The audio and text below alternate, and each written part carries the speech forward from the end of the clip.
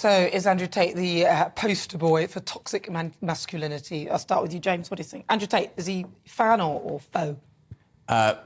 Foe, but or not friend, whatever the right way of putting it. I mean, he is the poster boy for toxic masculinity in that he doesn't think women are equal to him, and he's very popular. So, if that's the question, yes.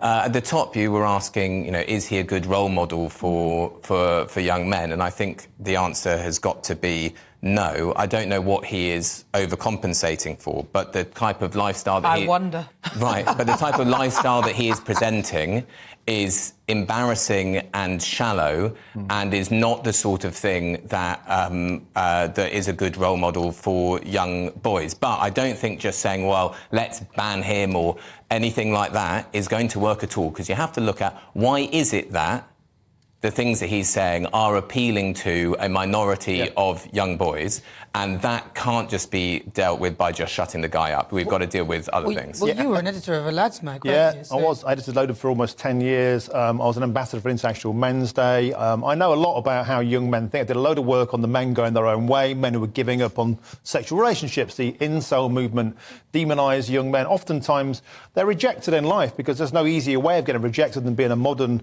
young man, because you're a swipe left or you're a swipe right. And we have a small proportion of women going after a huge pool of women going after a tiny percentage of wealthy, tall, handsome men, and the rest are kind of losers in the eyes of the internet, in the eyes of the media. The media has demonised young men for ages now as toxic, as predatory, as problems waiting to happen, pornography, all of it is turning them poisonous. And then in strolls a false prophet like Andrew Tate, who's basically turned young men into a Ponzi scheme.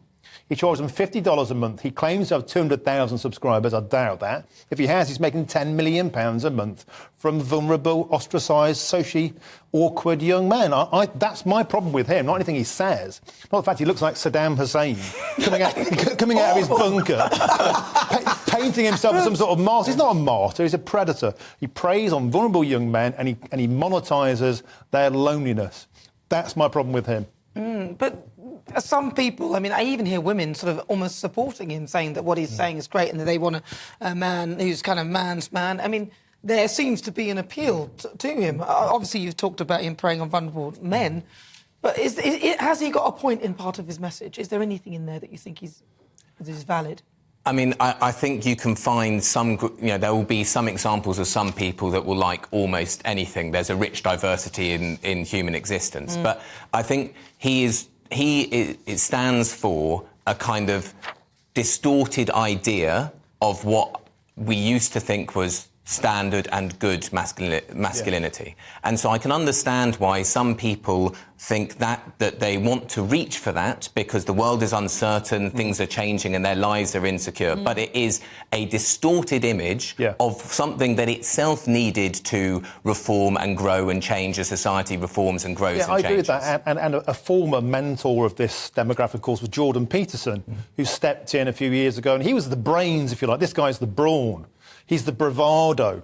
And he offers this kind of hyper-masculine, almost pornographied version of fast cars, cigars, jewellery, watches, all the girls, the harem. It's a facile, shallow version of what's meant to be aspirational, which most men cannot achieve. And so he rips them off and charges them to try and get his lifestyle. He knows that they can't, most of them, ever achieve that. He doesn't care. He just wants to empty their pockets. That's what I hate about him. I don't really care about anything he says, his message. As a messenger, I just think he's a brazen opportunist. And what we should be doing is having more positive role models, fathers, mentors. I work for a charity called Lads Need Dads in Essex, and they find vulnerable young lads, and they mentor and buddy and partner them up with builders or decorators or guitarists or poets or fishermen, and they rebuild their confidence, and beautiful men, beautiful young men come out of that.